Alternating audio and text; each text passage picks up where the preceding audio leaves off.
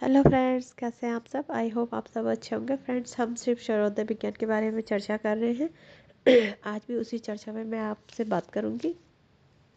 शिव सर्वोदय विज्ञान जो है उसके बारे में हमने जितनी डिटेल बताई उसको आपको अध्ययन करना पड़ेगा, तभी आपको उसका गहरा अध्ययन है, उसके फ़ायदे आप उठा सकते हैं अपने जीवन में, है ना।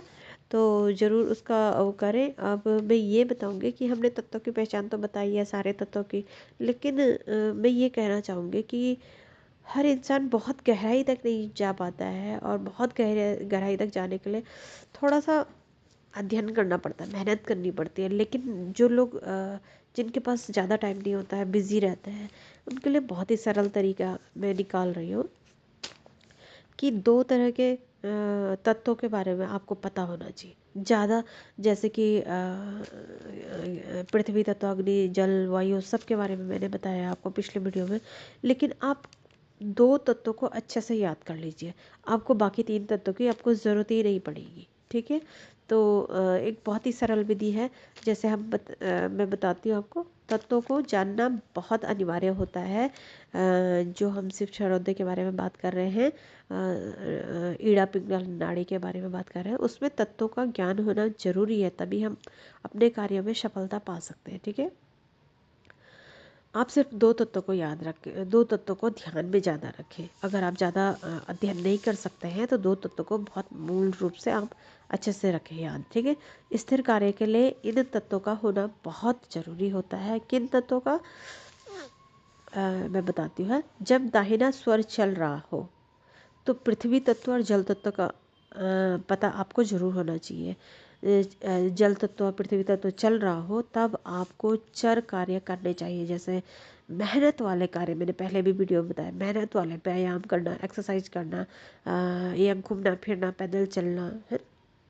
कुछ हैवी कार्य है, जैसे कि आप अपने गमलों में काम कर रहे हैं, अपने किसी भी काम को, भारी कार्य जो आप कर रहे हैं, मेहनत वाला काम जो कर रहे हैं, जिसको आप जल्दी से निपटाना चाहते हैं, जैसे दवाई खाना हम जल्दी से ख़त्म करना चाहते हैं बीमारी को, इस तरह के जो काम आप चर कार्य जो होते हैं, है ना, जल्दी आप ख़त्म करना चाहते हो जिनको, तो वो आप इन तत्वों में और इस स्वर में कर सकते हैं।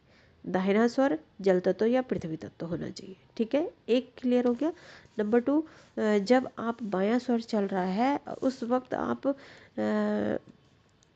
स्थिर कार्य कर सकते हैं। जैसे कि आप पहले भी बताया मैंने, मकान बनाना, मंदिर बनाना, या कोई भी ऐसे काम जो आप हमेशा चाहते हैं, ज्वेलरी खरीदना, पहनना, और अच्छे कपड़े खरीदना, पहनना, उनको ये स्थिर कार्य होते हैं जिन्हें आप लंबे समय तक चाहते हो अपने आपके पास रहे। ठीक है। ये किसी दुकान का उद्घाटन करना या सामान भरना, उसमें जो भी है, ये तो दो इम्पोर्टेंट चीज़ें हैं ही हमारी लाइफ में। अब इसमें तत्वों को कैसे, मतलब इस तरह से पहचाने, है ना।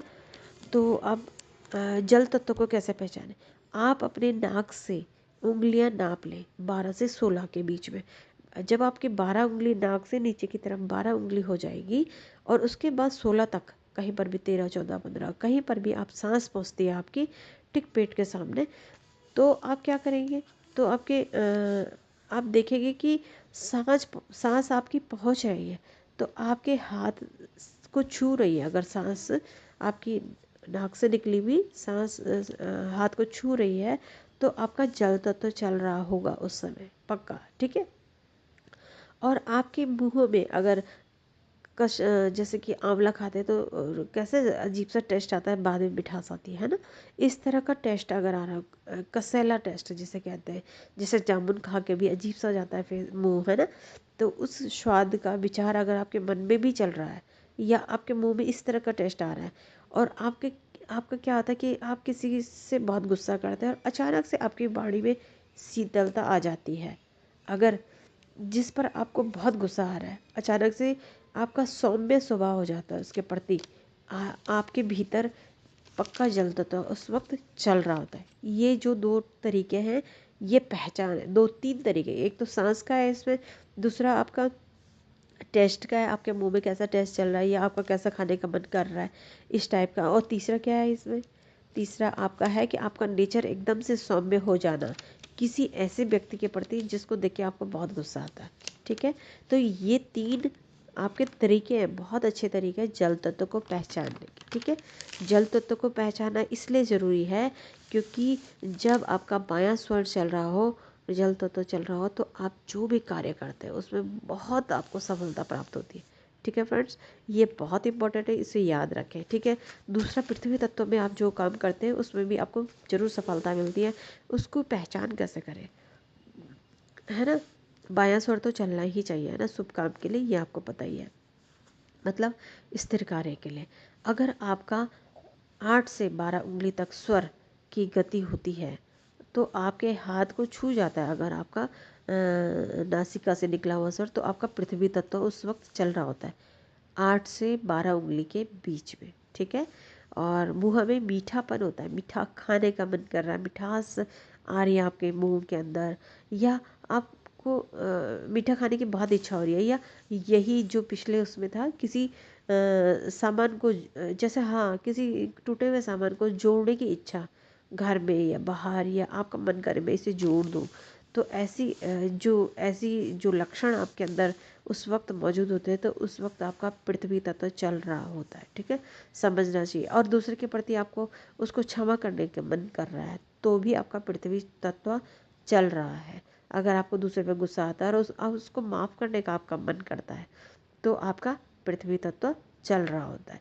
तो ये थी जल तत्व और पृथ्वी तत्व की पहचान। पृथ्वी तत्व के 8 से 12 तक उंगली तक सांस चलनी चाहिए, आपका मीठा खाने का मन करेगा, आपका नेचर अचानक से सौम्य हो जाएगा, अचानक उसी वक्त आपका नेचर बहुत ही अच्छा सा हो जाएगा। ठीक है, किसी सामान को जोड़ने की इच्छा होगी।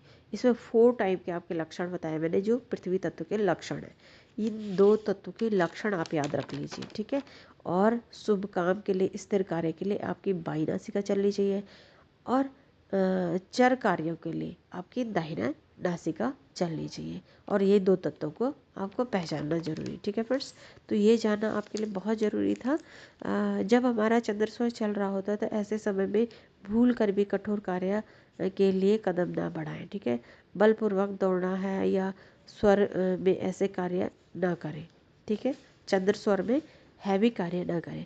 सूर्य में लालिमा आई है, शुक्ल पक्ष की प्रतिपदा द्वितीया तृतीया, ये बाई नासिका चलनी चाहिए, ये मैंने बताया।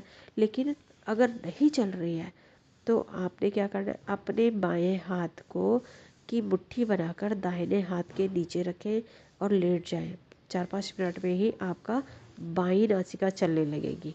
ठीक है, इन चीज़ों को नोट करें और इनका प्रयोग करें अपनी लाइफ में। ठीक है, जब आप प्रयोग करेंगे, अध्ययन करेंगे, तभी आप इसका फल पा सकते हैं, इस पर चल सकते हैं। ठीक है, सभी शास्त्रों में सर्वोदय के बारे में बताया गया है कि जब आप नासिका, ईड़ा, पिंगला, ईड़ा चल रही है, सभी कार्य शुभ होते हैं, सभी शास्त्रों में ये बताया गया है। ठीक है, लेकिन इनकी अपनी दिन, तारीख, दिशा, नक्षत्र, संख्या, इन सब चीज़ों का ध्यान रखना भी बहुत ज़रूरी हो जाता है।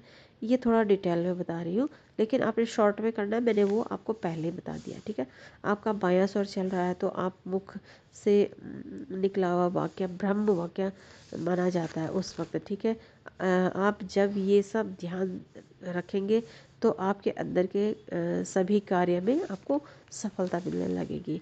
आज हम नक्षत्रों के बारे में थोड़ा जानेंगे, शिव सर्वोदय में क्या से क्या नाता है इनका। तत्व की पहचान, श्रावण, घनिष्ठा, खैर ये ज्योतिष के अंतर्गत आता है, इसको हम जनरल चीज़ों के लिए छोड़ देते हैं। ठीक है, इतना इम्पोर्टेंट नहीं होता है इसमें। मैं अब साल के कुछ ऐसे महीने आपको बताती हूँ जो बहुत इम्पोर्टेंट है।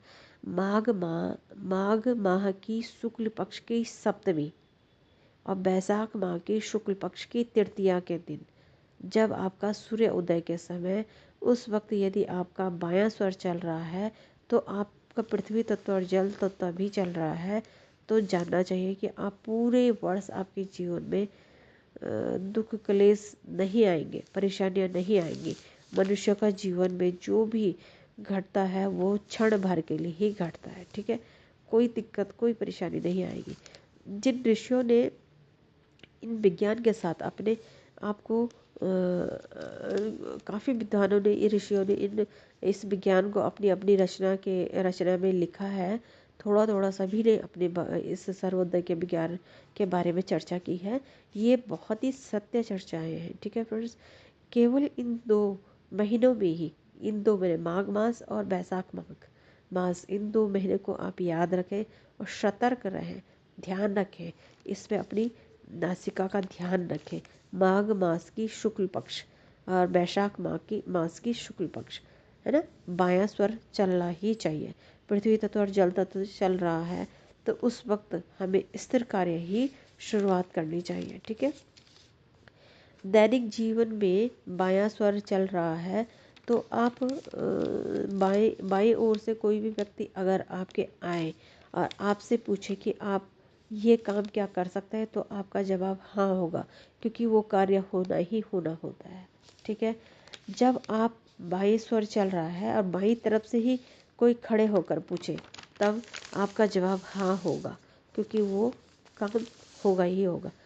अगर आपका खाली स्वर, यानी कि जिस नासिका से आपका सांस नहीं चल रही है उस ओर आते हैं तो भरे स्वर की तरफ प्रश्न पूछते हैं तो भी उत्तर हाँ होगा।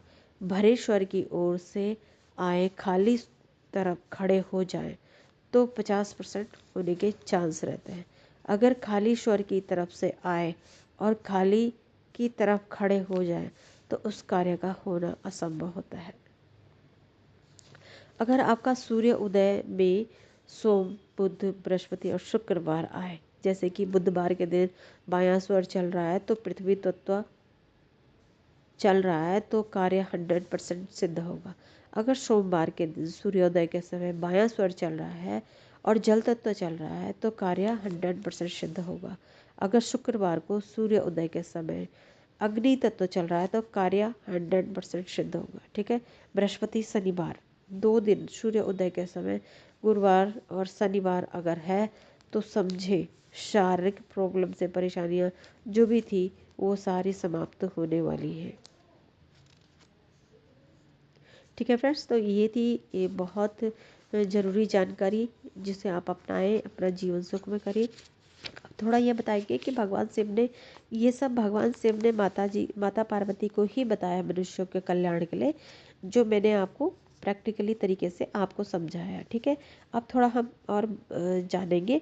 वायु का प्रभाव 8 उंगली, अग्नि तत्व 8 उंगली, ये थोड़ा सा आप नोट कर सकते हैं इसको। अगर 8 उंगली तक चल रहा है तो अग्नि तत्व की गति पर 4 उंगली, पृथ्वी की 12 उंगली और जल की 16 उंगली होती है। ये मैंने आपको बताया है। ठीक है, ये भी आपको पता होना चाहिए। और ऊर्ध्व स्वर मृत्युजनक होता है। ठीक है, अर्ध स्वर शांतिदायक होता है, त्रियक उच्चाटन करने वाला होता है, मध्य स्वर स्तंभ करने वाला होता है। ये मैंने आपको शुद्ध स्वर साफ वर्डों में बताया गया है, जबकि हिंदी को समझना हर किसी के बस की बात नहीं होती है, इसलिए मैंने आपको दूसरे टाइप में सामान्य लैंग्वेज में बताया। ठीक है, आकाश तत्व को सभी कार्यों में मध्यम समझा जाता है, समझना चाहिए। ठीक है, पृथ्वी में स्थिर कार्य करें। पृथ्वी जब आपका तत्व चल रहा होता है स्थिर कार्य कर सकते हैं। जल में चर कार्य, तेज में क्रूर कार्य और वायु में मारण और उच्चाटन कर्म करने चाहिए। ठीक है, आकाश तत्व के उदय पे कुछ भी कार्य ना करें, योग सेवन का अभ्यास मात्र करें, क्योंकि इससे सभी कार्यों में शून्यता होती है, इसमें विचार की कोई भी बात नहीं है। पृथ्वी जल तत्व में से सिद्धि होती है, जल तत्व में से मृत्यु, वायु तत्व से क्षय और आकाश से सब कार्य निष्फल होते हैं। ठीक है, यह तत्ववादियों के लिए ज्ञातव्य है। ठीक है, पृथ्वी से अस्थायी लाभ, जल से तत्क्षण लाभ और अग्नि से हानि, आकाश तत्व में कर्म की निष्फलता होती है। ठीक है, पीत वर्ण का धीरे धीरे मध्य में चलने वाला जो तत्व होता है वो ठोड़ी पर्यंत भारी शब्द करने वाला कुछ उष्णता युक्त पार्थिव वायु स्थिर स्वर स्थिर कार्यों का करने वाला होता है। ठीक है, तो ये शिव शंकर भोलेनाथ ने माता पार्वती को बताया। ये थोड़ी सी ये ऐसी हिंदी है जिसको समझना आसान नहीं है सबके बस की बात, लेकिन मैंने जो आपको प्रैक्टिकली तरीके से समझाया है तो आप उसे समझें, नोट करके रखें और उससे अपना फ़ायदा उठाएं। ठीक है फ्रेंड्स, तो आज के लिए इतना ही। Thank you so much.